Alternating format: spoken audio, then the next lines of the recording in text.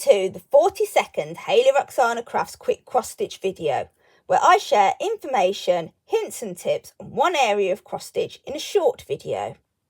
In this video, I'm focusing on ending your thread with a combination of a knot and the buried thread method. In my previous videos, I have demonstrated ending with a buried thread and ending with a knot. But my preference is to end with a combination of both of them, as for me, this gives me the confidence my thread is secure and my work is not going to come undone. There are actually two ways of combining these methods.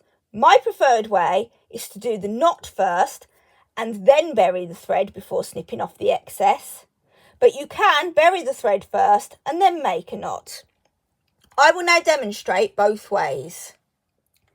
So I have some Ada here with some stitches on it, and I now want to finish using the thread that I've been using. So I need to secure the thread, and I'm going to show you first of all my preferred method of using the knot followed by the buried thread. So on the back of my work, I'm going to start by creating a knot, and I want to do this close to where I have finished stitching, but preferably not under the last stitch that I did, as sometimes when you're making the knot, this can make that last stitch come a bit loose. So I'm just going to do mine here. So I'm just going to pass the needle underneath that thread. Now I don't want to put it all the way through yet because I'm going to make a knot. So I'm now going to wrap my thread around the needle, like so, and then I will pull it through. So as it pulls tight, it will just make a knot. And you just want to pull it carefully so as not to distort your stitches. So that's the knot part done. I now want to bury my thread. So to do that, I'm just going to take the needle underneath a few of the stitches, at least 3 or 4, possibly up to 6, whatever you feel is secure for you. Pull that through.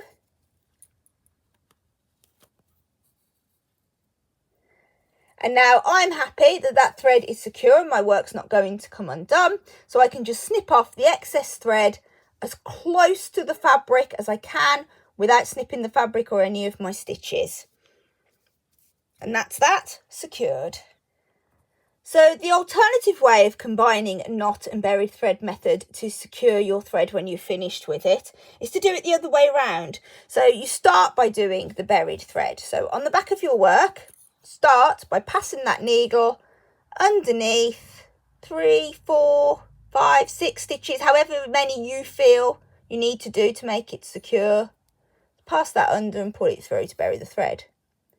And then you make the knot. So you want to do the knot somewhere close to where you're now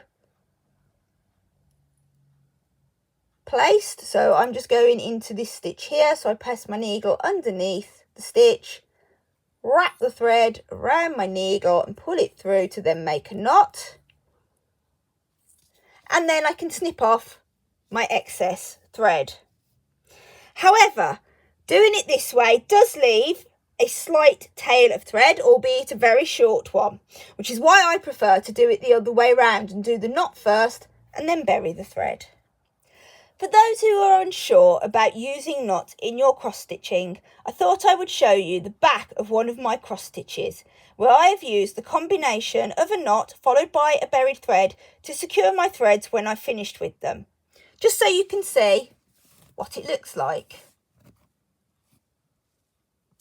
I am happy with this, but if you don't want knots in your work, then that is okay, and you can use another method to secure your threads when you've finished with them.